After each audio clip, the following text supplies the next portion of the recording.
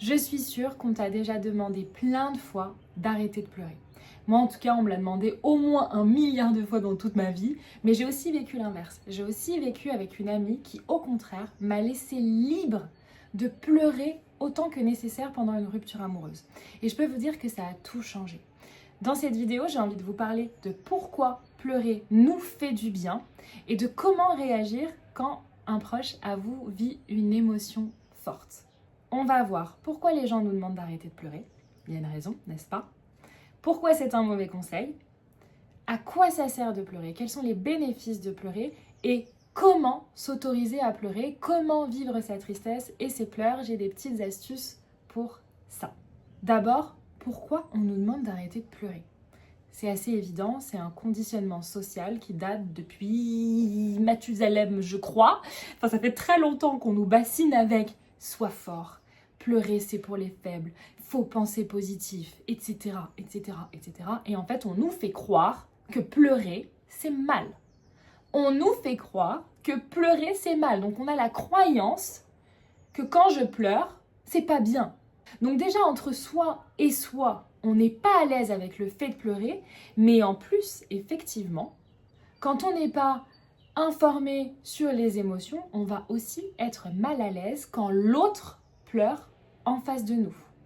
L'émotion de l'autre, si elle n'est pas dans les catégories émotions ok, mais que c'est les pleurs par exemple pour le sujet d'aujourd'hui, ça nous met mal à l'aise, on est inconfortable avec la personne qui pleure en face de nous, donc on va lui demander d'arrêter de pleurer. Et donc c'est pas vraiment pour l'aider elle finalement, mais c'est pour s'aider soi. Moi je suis mal à l'aise quand tu pleures, donc arrête de pleurer. Bien sûr tout ça c'est inconscient, les gens qui nous demandent d'arrêter de pleurer, ce n'est absolument pas méchant. Tout ça, c'est inconscient parce que on nous a fait croire que pleurer, c'était mal.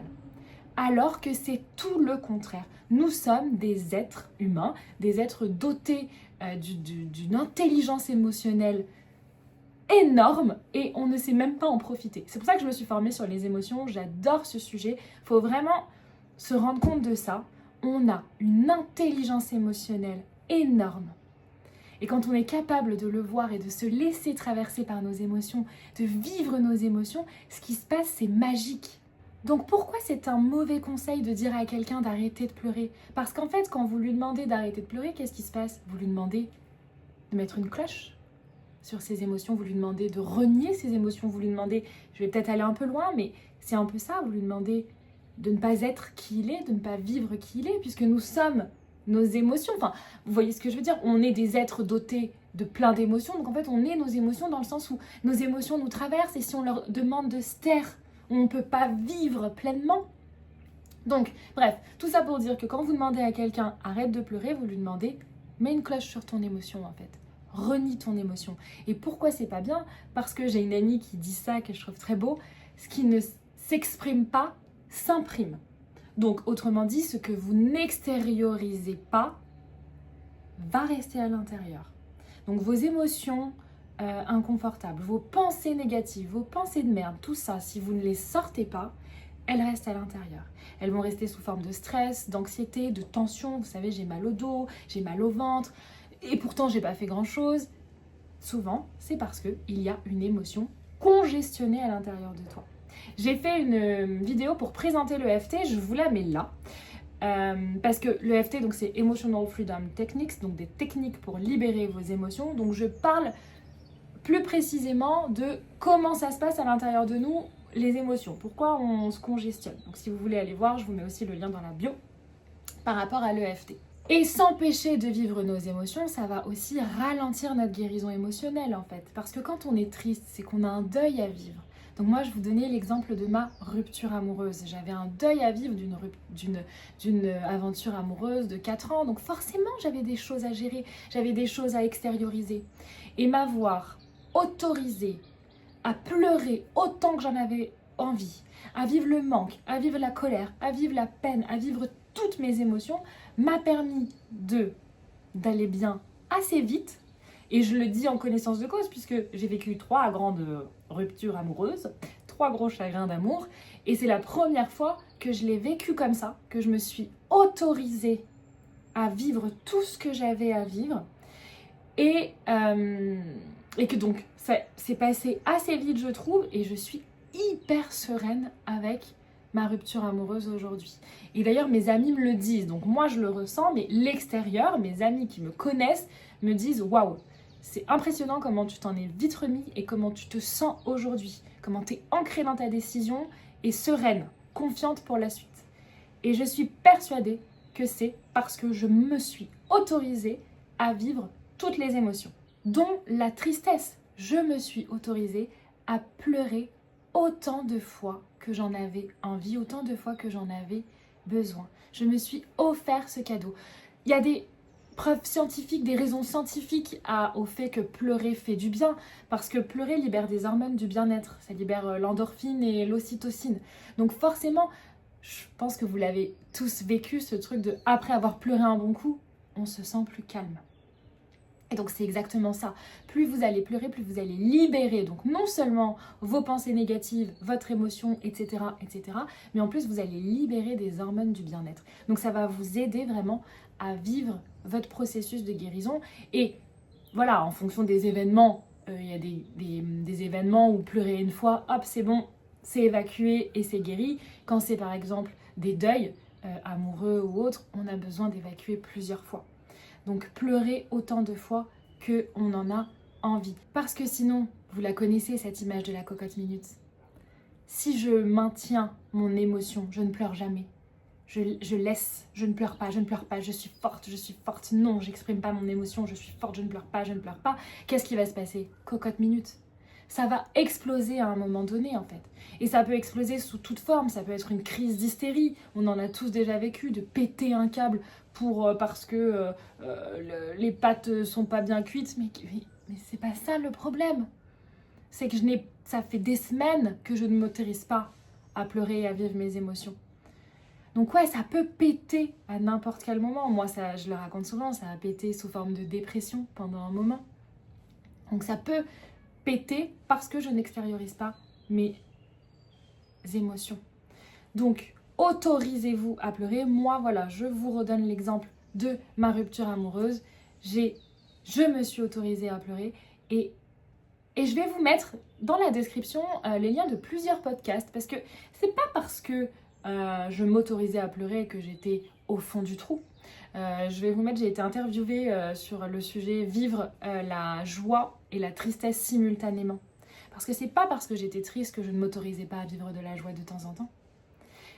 Traverser les phases de transition aussi, j'ai un autre podcast comme ça et j'avais fait un live Instagram comment vivre des périodes de grosse tristesse. Je vous mets les liens dans la description, comme ça si c'est un sujet qui vous parle, vous pouvez aller creuser davantage dessus.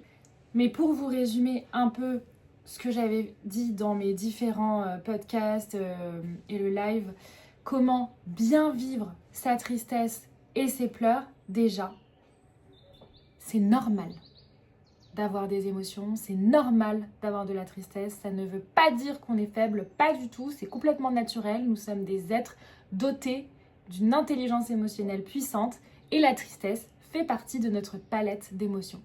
Donc accepter que pleurer, c'est carrément naturel. Moi j'ai même envie d'ajouter, ça c'est peut-être ma croyance personnelle, que pleurer c'est courageux. Moi j'ai envie de dire que pleurer c'est courageux, que pleurer c'est fort, ça ne devrait pas, hein. Ça ne devrait pas puisque c'est naturel, ça devrait être normal.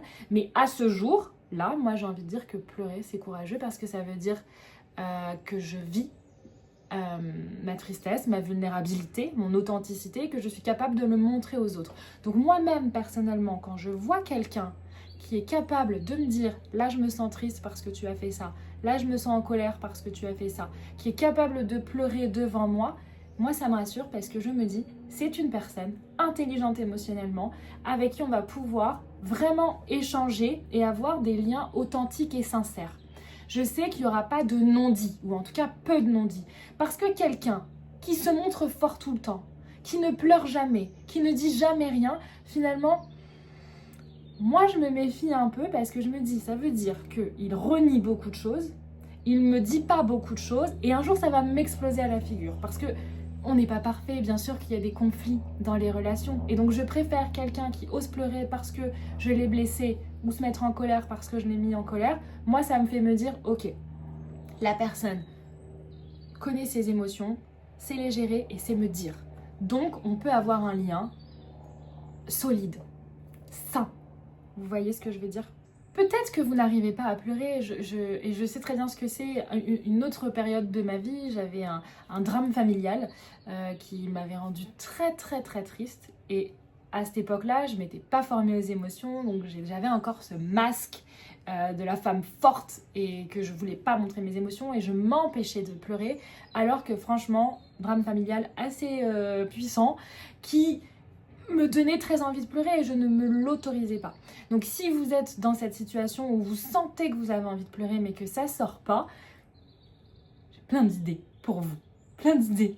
En tout cas, moi, je me souviens qu'à l'époque, ma psy m'avait dit, bon, tu vas mettre un petit film triste là et tu vas pleurer. Donc voilà un des premiers conseils que je peux vous donner.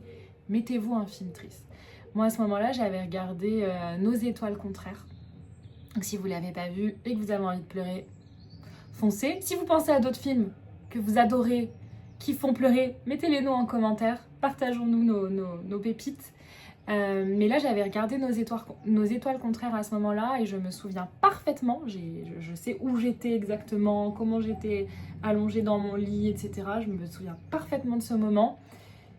Et j'ai dû mettre pause. Parce qu'à un moment, j'ai mis pause dans le film parce que je me suis rendu compte que je ne pleurais plus pour le film, en fait. Parce que le film avait permis d'ouvrir la valve de ma tristesse. Et donc j'ai mis pause et j'ai chialé. J'ai tout laissé sortir, j'ai pleuré. Et effectivement, après, je me suis sentie beaucoup plus calme, beaucoup plus apaisée. J'ai remis lecture et j'ai regardé la suite du film. Et ouais, j'ai accepté ma tristesse. Donc si vous n'arrivez pas à pleurer, mettez un film triste. Vous pouvez mettre des musiques tristes aussi. Moi, pendant ma rupture amoureuse, je peux vous dire que les playlists rupture y aller. Et c'est normal, parce qu'on a besoin de faire sortir ses émotions. Vous savez, je me suis aussi, pendant ma rupture, autorisée à ressentir le manque, à ressentir la nostalgie. D'ailleurs, une des idées aussi, c'est de regarder des photos qui vous font ressentir l'émotion. Moi, je regardais des photos avec mon ex, mais j'étais quand même très ancrée dans ma décision, c'est-à-dire que j'acceptais de ressentir la tristesse, le manque, la nostalgie, tout en étant consciente que là, pour mon présent et mon avenir, c'est cette décision-là que je prends. Mais je ne renie pas mes émotions qui sont tristes, nostalgiques du passé. Vous pouvez écrire une lettre à la personne, à vous-même, à l'émotion. Vous pouvez écrire une lettre à la tristesse. Moi, pendant ma rupture, je peux vous dire que j'en ai écrit plein des lettres à lui, à moi. Lui, je les ai jamais envoyées, hein. Ça c'est clair. Mais à moi-même aussi. Écrivez pour sortir. Vous pouvez tout simplement vous poser en fait sur votre canapé avec un plaid, une boisson chaude et en posant l'intention que je m'autorise à ressentir. Je m'autorise à ressentir, je m'autorise à pleurer. Moi, j'en parle aussi des fois avant mes règles, j'ai un peu la drama queen qui est là. Et moi, je la laisse, la drama queen, sortir. Avant mes règles, je suis souvent sur mon canapé, plaid, chocolat chaud. Et je fais ma drama queen à fond. Je l'assume. Donc ça peut être tout simplement ça. Vous posez sur vos canapés et assumez, là, je suis triste. Si vous aimez méditer, vous pouvez faire une méditation. Je vais vous en proposer une très bientôt, une méditation pour laisser de la place à l'émotion, vivre l'émotion. Restez in touch sur ma chaîne, je vais vous proposer une méditation pour ça. Et si tu es face à un proche qui pleure, ne lui demande pas d'arrêter de pleurer. Ne lui demande pas d'arrêter de pleurer. Je te partage justement ces deux expériences que j'ai eues avec mes deux amies. L'une qui m'a dit « Oh, j'aime pas te voir comme ça, arrête de pleurer » parce qu'elle était gênée. Qu'est-ce qui s'est passé en moi ? Moi, je me suis dit, mince, je vis chez elle en ce moment, j'ai pas envie de la mettre mal à l'aise, ça la met mal à l'aise quand je pleure, donc je vais m'empêcher de pleurer quand elle est là. La journée, elle était au travail, donc je pouvais pleurer, mais devant elle, je ne vais pas pleurer parce que j'avais peur qu'elle soit mal à l'aise, peur de compromettre notre relation, peur que ça la saoule que je sois là.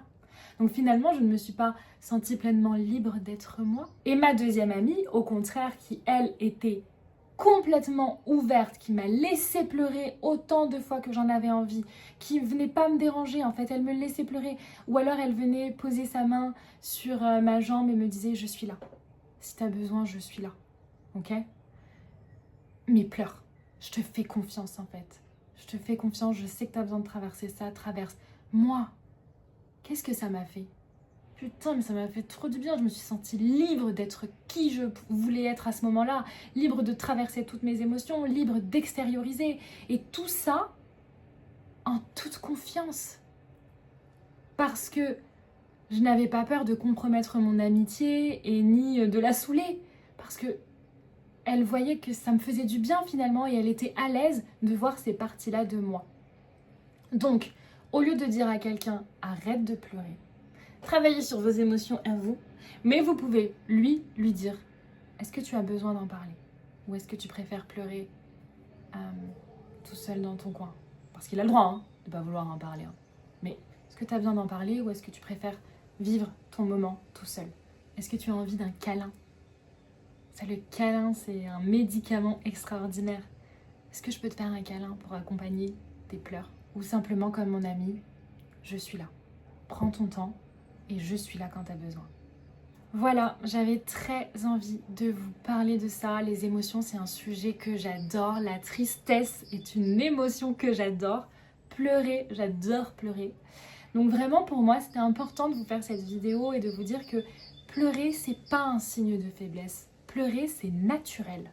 Pleurer, c'est naturel et je vous invite, je vous assure que je nous souhaite à tous de nous autoriser à vivre toutes nos émotions, dont la tristesse et les pleurs.